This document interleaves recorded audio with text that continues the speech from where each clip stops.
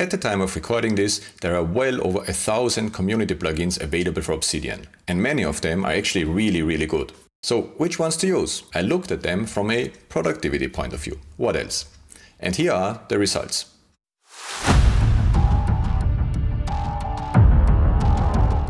To make it on this list, a plugin had to help me execute an activity faster, save me time by automating things, add missing functionality that is relevant for me, make the interaction with Obsidian easier. Any plugin that checks one or more of these boxes qualifies. While this made the list of potential candidates considerably shorter, it was still a tough choice. So without any further ado, here is my number 10, Kindle Highlights. Like all the plugins in this video, Kindle Highlights can be installed by going to Settings, Community Plugins, Browse, and then search for the plugin. Once installed, you need to sign in with your Amazon account if you want to sync via the Amazon cloud. If not, you can also upload your clippings manually, as we will see in a moment. You have the option to adapt the default template for the notes the plugin will create in your vault. Then you define the folder location for your highlights and choose the correct region for your Amazon account. Last not least, you can decide whether to sync a book's metadata and if you want to run a sync on startup. Personally, I disabled the last two options. Back in Obsidian, you will find a Sync Your Kindle Highlights button in the toolbar, but you can also trigger it via the command panel. When the sync starts, you will be asked whether to sync with the cloud or if you prefer to upload your clippings manually. I never tried the manual option and always sync with the cloud. Once the sync is done, you will find the new notes in the defined folder in your vault. Number 9 on my list is especially useful when used together with the Kindle Highlights plugin. It is the Book Search plugin. The plugin requires just a bit of configuration. Define the folder where you want new book notes to be stored, define a default pattern for the name, and specify the template to be used. Of course, the folder and template have to exist already. Then you can select your preferred service provider and locale. I kept the default settings here. And here is how my book notes template looks like. I found the basis for this over at filippedonadio.com and adapted it for my needs. I left the link in the description for you. As you can see, this includes a section for the related Kindle highlights. If they exist, they will automatically be embedded here. And here is an example based on William Irvine's book, A Guide to the Good Life. The metadata in the front matter and the book cover image come directly from the Book Search plugin. The structure comes from my template and the Kindle highlights are automatically embedded. Excalidraw. This plugin adds a much needed whiteboard option to Obsidian. I don't have much to say about the settings. I think I just left them as they were and things worked fine for me. Excalidraw can be used for creating mind maps. In this example, a mind map of some meeting notes about how to use SWOT analysis, as well as for other things requiring a bit more than just plain text and linear note-taking. I know that the native Obsidian canvas offers similar capabilities, but Excalidraw is still ahead of it, allowing you to add notes, images, select items from existing libraries, format them as you wish, etc. Overall, it seems a bit more mature and offers more features than the canvas currently does. Coming back to plugins to help with text, number 7 on my list is the Node Refactor plugin.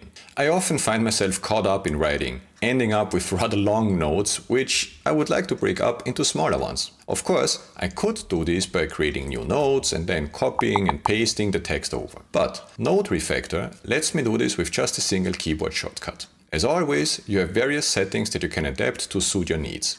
These include the default location for the new node, its naming convention, a template for the link to the new node, and for the new node itself. Additionally, you can decide how to handle the first line of the split node, which is the new node that gets created, the heading and the heading levels, as well as whether you want to open the new node automatically or not. Let's quickly create a new node with plenty of text. As you can see, I have 3 sections here which could easily be separate nodes in their own right. All I have to do is to select the part of the main node that I want to split off and select what I want to do from the command panel. In this case, I extract the selection to a new node and use the first line as the new node's file name. To make it even faster, I can define a hotkey. In my case, Ctrl-Shift-N. The result is the same, but with less effort. As you can see, this does not only create new short nodes, but also places a link to them in my original node. Number 6 on my list is the Metadata Menu plugin. And while this is very powerful in and of itself, I combine it with Obsidian's Canvas. The inspiration for this came from Danny Hatcher. I also put a link to his video in the description. What makes this combination so strong is that you can use it to update metadata in your nodes based on what you do with them, or rather where you place them, on your canvas. Take a look at this example. Let's say I realized that I need a new node called dummy chart.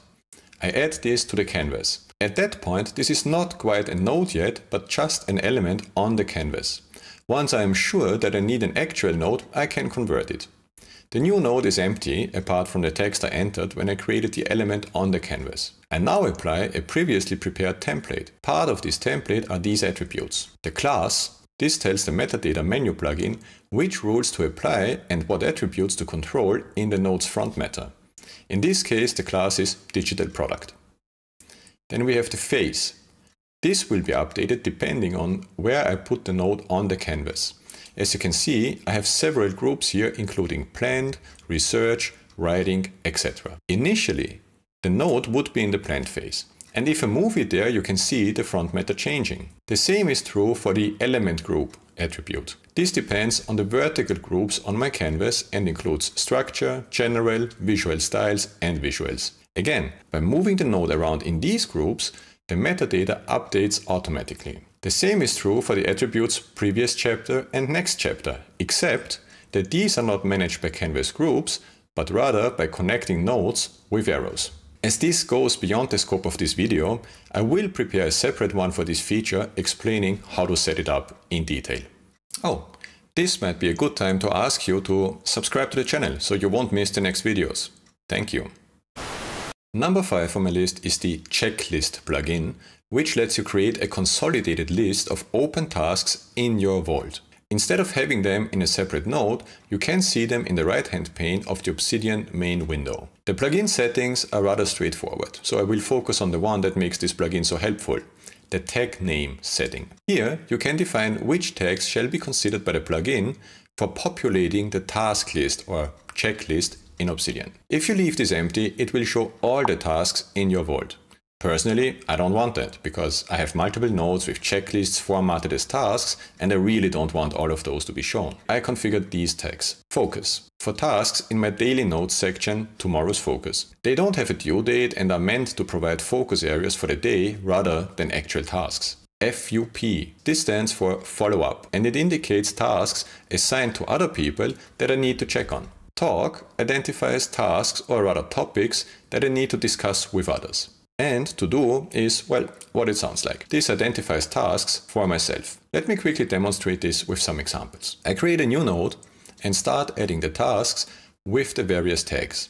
As you can see, they are shown in the checklist window over here, grouped by the tag name. I can also mark them as complete right here without having to go back to the actual node. Or I can click on the task itself and open the node in which it resides. One bonus tip here. You can also use nested tags. For example, I could define a task with the tag talk/team1 for an item to be discussed at the next call or meeting with that team. You just saw me creating a lot of tasks and may have wondered how I got the pop-up for various task options.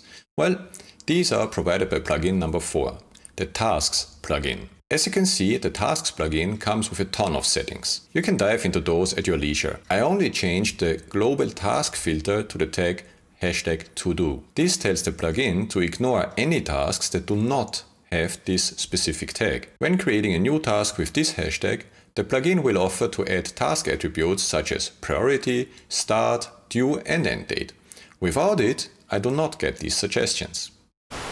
As we are entering the top 3, we meet a plugin that is comparatively new to Obsidian, the Projects plugin. As the name suggests, it helps with, well, managing projects. The settings for the Projects plugin are few and simple, letting you choose how the links should behave when you click on a project and how the front matter shall be formatted. I configured 2 project containers with the plugin. One for new content ideas, where I capture more or less anything that might be of interest, quickly categorize the content type and platform, and if an idea becomes concrete, I create an actual project. For example, a YouTube video. We initially see only a list of the files inside a project container, but we can very easily create additional views such as a Kanban view, where I can move a video from one phase to the next. There is also a gallery view showing the items and their thumbnails, and a calendar view to see which item was published on what date. All these can be configured, filtered and sorted. For me, it's a great way to keep track of things.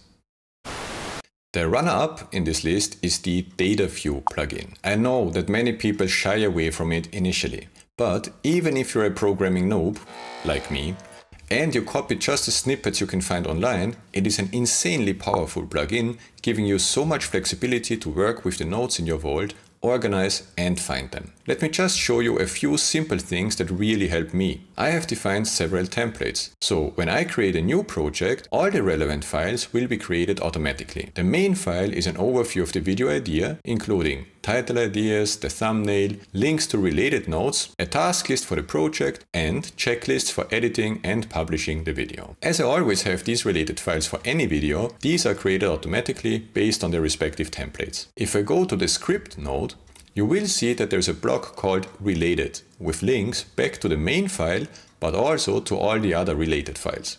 This block is created automatically with DataView. Looking at the query, you can see that I just ask for a simple list with a link to all nodes in a specific folder that match the first part of the current node's name and are not the current node. I also tell DataView not to show me the full name of each node, but only the part after the hyphen in the file name. If I didn't do that, and let me just copy this to show you the difference, the result would still be correct, but not nearly as nice. This is because when setting up a new video project, I use a naming convention for the main file and all related files, so this gets very repetitive. Another use case is the creation of so-called maps of content. Here's a simple one that works as my homepage. In this case, I don't want a list from DataView, but a table. It includes the link to a node and the node's last modified date. It looks only for nodes with hashtag MOC, map of content, that are not in my templates folder, and then sorts them alphabetically by their name. Because I also use the cards class in the metadata or in the front meta, the result is displayed in cards rather than in a table. If I remove that class, and I will do this quickly, I get a normal table. One last example is my content map for books. Here I use two DataView queries. The first one gives me a table of all the nodes in my book nodes folder, including their title, author, book cover, number of pages, genre, and my rating for completed books. The second one builds a table with all the Kindle highlights that are synced into Obsidian. We already talked about the Kindle Highlights plugin earlier. As you can imagine, the possibilities are practically endless, not unlike for the next and last plugin on today's list. If I could use only one plugin, it would have to be Templater. It gives you so much flexibility and lets you automate so many things without requiring deep technical knowledge that it is the must-have plugin for Obsidian, in my opinion. Before you can leverage all this power, you need to create a folder for your templates and then configure the plugin to use this folder. Once this is done, I recommend opening the documentation, unless you are an experienced user, and start by simply copying snippets into your own templates. See how they work, what they do, and take it from there. Remember when I told you about setting up a project for a new YouTube video that automatically creates the main node and all related subnodes? This is all driven and controlled by Templater. In my templates folder, I have a subfolder for all the templates related to this. First, let me show you the end result. Let's go back to my projects container for videos. Here I click on the Add Node button. Obsidian asks me for the name of the new video. Let's be creative and call it New Video. As you can see, the Projects plugin knows which template to use for this node. I click on Create Node, and we can see the new video entry in our list. Clicking on the title will open the node. In here, I find links to related files, and clicking on them will open the subnode. As you can see, each of those subnodes has its own structure and content. They are also automatically created in the correct folder in my vault. So, how does this work? Well, let's go back to the templates, starting with the one for the main node. This template contains a bunch of front meta. Most of this is used by the Projects plugin, some of it by the metadata plugin I mentioned earlier. After that, we have the node structure and content. And in both areas, we have some Templater code. In the front meta, I use Templater to automatically set the creation date and the name for the thumbnail and banner properties. These are based on the node's name, hence the naming conventions. Further down in the content area, I use the same templator code multiple times. It tells Obsidian to create a new file based on a specific template, for example the template YouTube keywords, and give it a specific name. As the code is inside these brackets, Obsidian will automatically create a link to the new node. The pipe character tells Obsidian to only show the word keywords instead of the whole file name as a link when in reading view. And then do the same for the other subnodes like script, description, etc. At the end of the page, I use templator again to embed some of the newly created subnodes in the main node. In my case, the editing and publishing checklists. As mentioned,